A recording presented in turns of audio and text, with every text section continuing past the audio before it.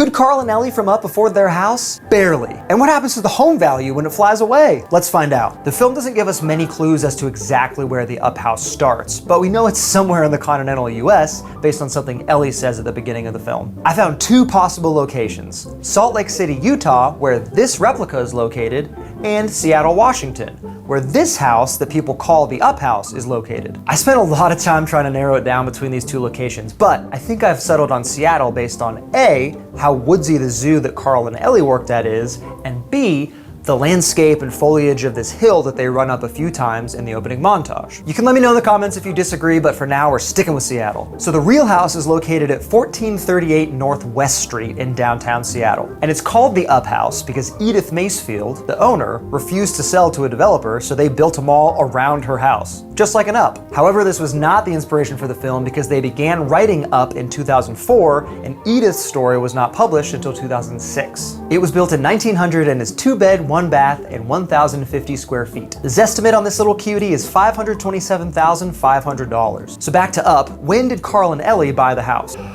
Carl is 78 in 2009, so he was born in 1931, which also means he was probably a little too young to fight in World War II.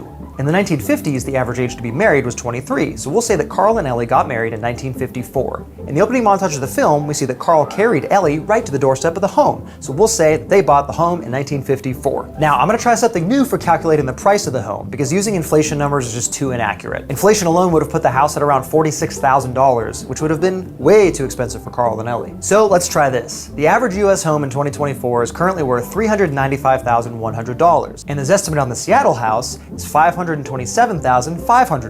which makes our Up house 34% more expensive than the average home in America. In 1954, the average US home price was $18,206. So 34% higher than that is $24,396. So that's our number we'll use for how much Carl and Ellie's house cost. It is worth noting that the house was a rehab and that they did all the construction themselves, but I'm gonna stick with that $24,000 for our calculation. So with a 20% down payment of $4,879, Carl and Ellie's monthly mortgage payment would have been $100. So we know Carl and Ellie's mortgage payment, but could they afford it? Luckily, we know what they did for a living. Carl was a balloon salesman and Ellie was a zookeeper at their local zoo, which in Seattle would be Woodland Park Zoo. For Carl, I used the median salary for a Woodland Park Zoo associate today, which is $40,000. Median salary for all men in Seattle today is $111,000. So the zoo employees are way underpaid. They make 36% of the median male salary in Seattle. In 1954, the median men's salary was $3,200. 36% of that is $1,152, so there's Carl's salary as a balloon salesman. For Ellie, I had to compare against the average US woman's salary, which today is $53,000. A Seattle zookeeper makes $83,000, which is 57% higher. In 1954, median women's salary was $1,200, and 57% higher than that is $1,884. So Ellie really was the breadwinner. Shout out to Carl for being cool with his wife making way more than him in the 1950s. We stan a feminist king. So their combined household income was $3,036, and their annual housing costs were $1,200. That means their housing costs were about 40% of their income, which is a little bit higher than the 30% we typically recommend as the max. So they could afford the house together, but definitely not individually, and they were probably a little bit house poor. But again, if you factor in that they bought the house as a fixer-upper and did a lot of the work themselves,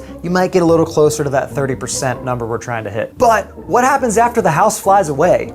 Does the bank come after them? Probably not enough, because Carl would have had the mortgage paid off by 2009. It was common in the 1950s for mortgages to have 20 to 25-year terms, so Carl and Ellie probably paid their house off in the 70s. But you might be thinking, what about home value? How does flying your house to the top of a waterfall in Venezuela affect resale? Paradise Falls, the final resting place of the home in Up, is actually based on Angel Falls, a real-life waterfall in Venezuela that is also the world's tallest uninterrupted waterfall at 3,212 feet. It's an incredibly beautiful location and one of Venezuela's top tourist destinations, but you can basically only get there by river, so there aren't many houses nearby to make a fair appraisal. The quickest math I could think to do would be to compare it to the cost of living in Venezuela overall. I saw a lot of different numbers for this, but it seems like housing being 75% cheaper in Venezuela is a good bet. So after it touches down in Paradise Falls, Carl's home value would drop to around $91,168 US.